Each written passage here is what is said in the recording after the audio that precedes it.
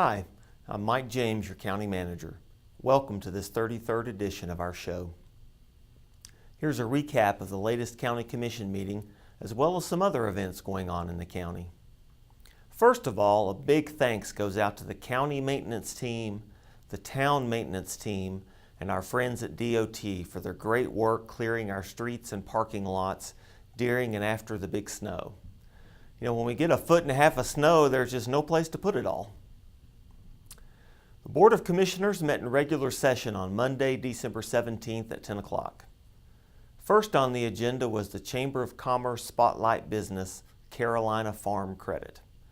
Carolina Farm Credit is part of the Farm Credit System, which has been serving the needs of farmers for over 100 years.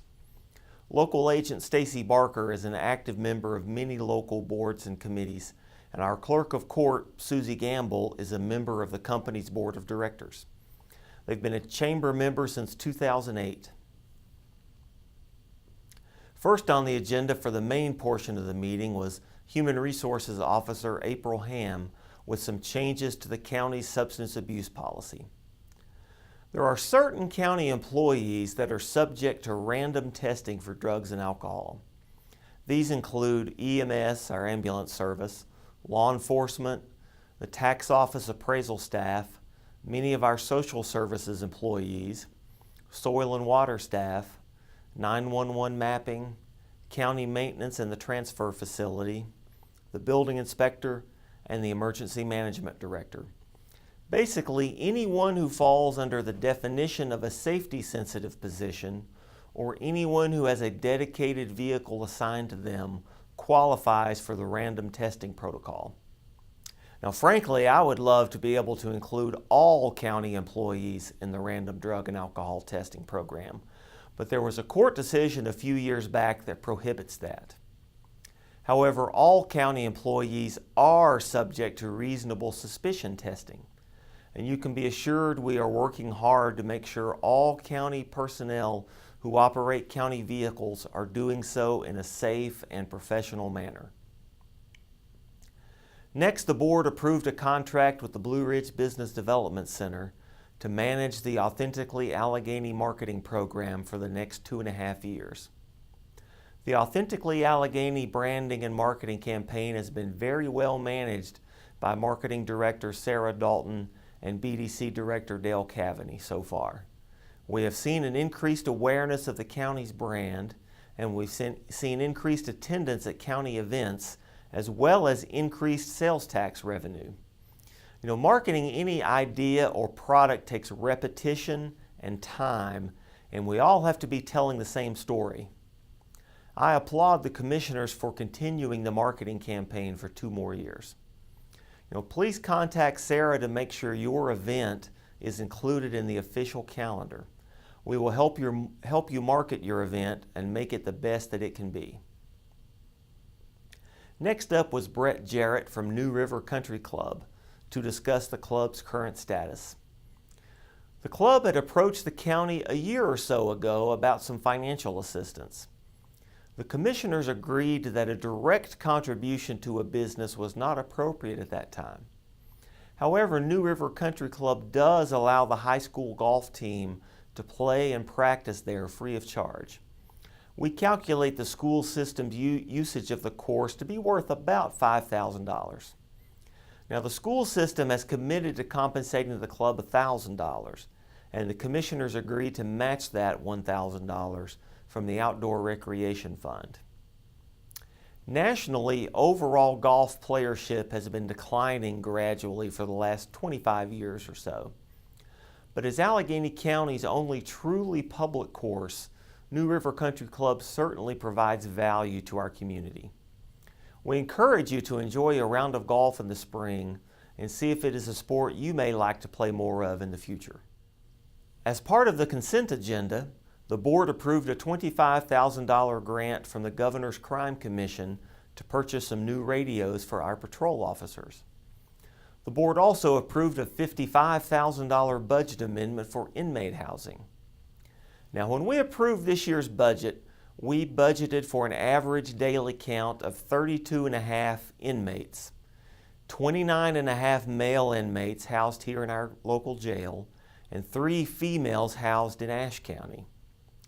We noticed a distinct change in our inmate population beginning a couple of months ago. A week or so ago, we had 32 inmates, but the mix was 19 males and 13 females. Now this week, yesterday, the mix was 23 males and 9 females. We try not to overreact to things. It takes several weeks to determine if this is a blip on the radar or if it is a new reality. Now, in addition to our fixed costs for incarceration, such as payroll for the jailers, repairs to the building, utilities, and things like that, we have variable costs per inmate for housing them and feeding them. We pay $21 per day per person to provide 3 daily meals to our detainees. We budgeted around $220,000 for this line item in the current year. Now, our female inmates are housed in Ashe County, as the portion of the jail that we used to use for female inmates has not been maintained up to the new code. In addition, we would need several new corrections officers to provide that service. With our previous year's averages of 3 females, it just wasn't worth the cost. Now, we pay Ashe County $40 per day to house our female inmates. However, we save the $21 per day, as it's Ashe County's responsibility to feed them. So that is a net of $19 extra per day per person for those inmates we have to outsource. In addition, we have to transport them back to Sparta for court appearances or things like that. It really adds up fast. Now, in addition to the females, we have 2 male inmates that are housed in other facilities for liability purposes. One of them is in Ashe County, and the other is in Raleigh at the Central Prison Facility. Now, we budgeted $55,000 for the boarding of prisoners, which breaks down to a little over 3 per day every day. Doubling that figure to 6 per day accounts for the $55,000 budget amendment. This is just another area where the ongoing drug and opioid epidemic costs you, the taxpayers, money. Our building inspections team had a great month in new permits. Just in November, we issued 10 single-family home permits. That's 5 brand new homes and 5 additions or renovations. We also had 15 electrical permits, 3 plumbing permits, and 16 mechanical permits. Now, year to date, if all the work is completed, we will add nearly $9 million to the tax base, which will mean about $50,000 per year in additional property tax revenue in future periods. That's about the same amount of revenue we would generate by raising everyone's property tax rate by 1/4 cent. Now, in a business, there are 2 ways to generate more revenue. One is to raise the prices on the stuff you're selling now, or you can sell more units of stuff. New homes and new businesses means new stuff for us to tax. That hopefully helps us avoid property tax increases. Please check the events calendar at authenticallyalleghany.com for all of our upcoming events. There are some great Christmas and New Year's Eve events coming up soon. We received a report from the North Carolina Department of Commerce, which ranks all 100 counties in the state on the basis of their level of economic distress. There are 3 tiers. Tier 1 counties are the most economically distressed. Tier 3 counties are the least distressed, and Tier 2 are somewhere in the middle. Now, there are 4 factors upon which these rankings are based: adjusted property tax base per capita, 4-year population growth, median household income, and unemployment rate. Now, we actually ranked 10th best in the state in the adjusted property tax base per capita, and we were solidly in the middle of the pack in the other 3 categories. Our 4-year population trend showed a growth of 1.75%. Now, most rural counties across the country are losing population at a rapid rate, so that's certainly a great sign for us to have an increase. When all the numbers are crunched, we were deemed the 45th most distressed county, or 55th least distressed county, which puts us right in the middle of the pack. Therefore, we were reclassified as a Tier 2 county for the first time in many, many years. I'm still researching this, but I believe it has been at least 20 years since we were last deemed a Tier 2. We had been a Tier 1 county ever since. Now, there are a few grants out there that will require us to make a higher local match as a Tier 2 county, but things are really moving in a positive direction here. We have new businesses and new restaurants all over the place. We had several new events at the fairgrounds this year. Unemployment is low. Most people have a few coins in their pocket.